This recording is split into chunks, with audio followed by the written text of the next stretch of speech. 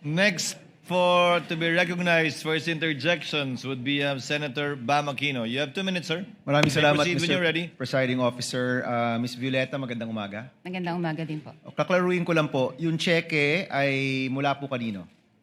Mula po sa Office of the Vice President. Hindi po, dyan po napunta yung pondo, no? But kanino po, anong account galing po yung perang yan?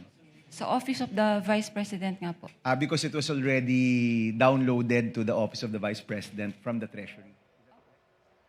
Mga kapuso, magpapatuloy ang ating live streaming. Samantala, susunod na po agad sa GTV ang Balitang Hali.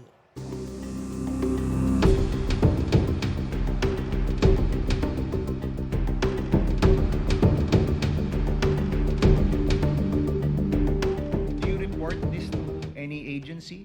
Kung nagtatakan nyo po na parang ang laki naman ito, do you do any reporting or wala na pong reporting yan? I'm sorry, Your Honor. May we invoke po yung AMLA rule na hindi po kami pwede mag-disclose any information po regarding sa reporting. Sa reporting? Okay. AMLA rule po siya. Let me rephrase the question. Ang government transactions po ba ay sakop ng AMLA rules? Ay kasama ito sa mga covered or suspicious transactions? Tama po ba? Yun nga po. So, I invoke po na mag-prohibit po ako magsabi po nito. Okay, let me rephrase. I'm sorry, for me, these are simple questions, no? Regulations lang po ito. So ulitin ko, sakop ang government transactions sa AMLA regulations, correct? Yes. Lahat po. Yes. At ano po ba yung rules natin pagdating sa pagre-report sa AMLA? Above a certain amount? Tama po ba? Opo. Opo. Magkano po yung limit? Kapag above, what amount po yan? More than 500,000 po. O any amount above 500,000, whether private po o gobyerno, nire-report niyo po sa AMLA? Supposedly po. Okay. Yan yung covered o yan yung suspicious? Yung over 500,000. Magkaiba po yun, Covered di ba? po. Okay. Yung suspicious po, ano po yung regulasyon kapag nagsasabit po kayo ng suspicious transaction? Ano po yung batayan? Bakit ang isang transaction ay suspicious? Kung sa tingin po namin ay doubtful po yung transaction. For this particular po, hindi naman po kami nag-doubt kasi alam namin po na legit po yung transaction. Okay, klaklaruin ko Kanina po, sabi nyo personally, meron kayong pagdududa, pero officially, hindi po kayo nag-report na suspicious transaction po ito. Wala po akong sinabing may pagdududa. Kanina, sabi nyo, nung nagtanong si Senator Tulfo, sabi nyo, personal Unusual lang. po ang nasabi ko po. Okay.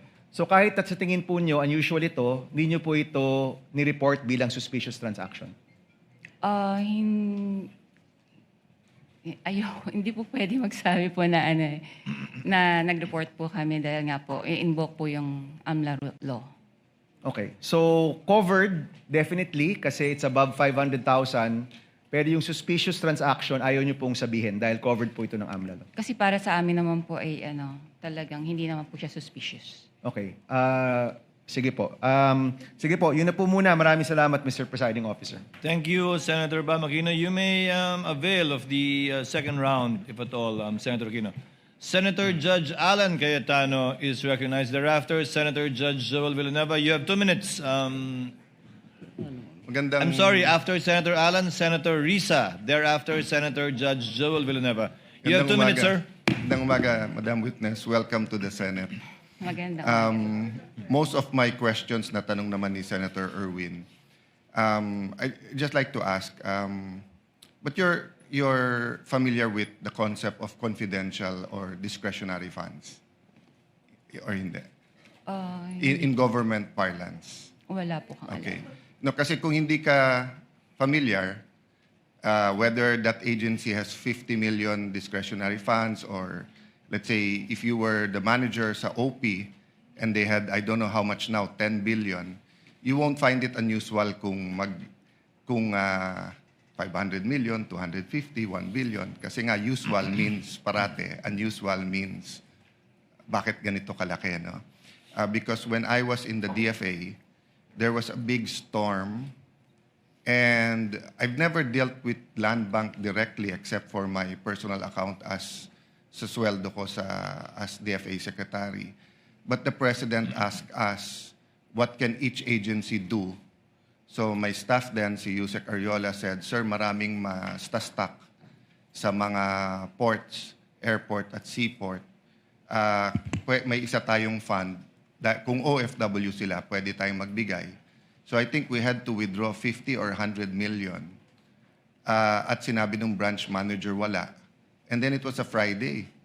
So I had to call the president of Land Bank and say, Sir, basta stranded, hindi. And then they sent over 50 or 100 million. So my point is, just because it's unusual, it doesn't mean it's illegal or whatever. Tama po ba?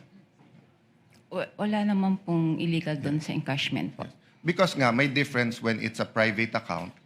So it's a private account and they don't usually, let's say, someone has a private account, commercial or private, meaning business or personal niya, they always withdraw 50,000, 100,000. This is theoretical, so hindi to covered ng bank secrecy law.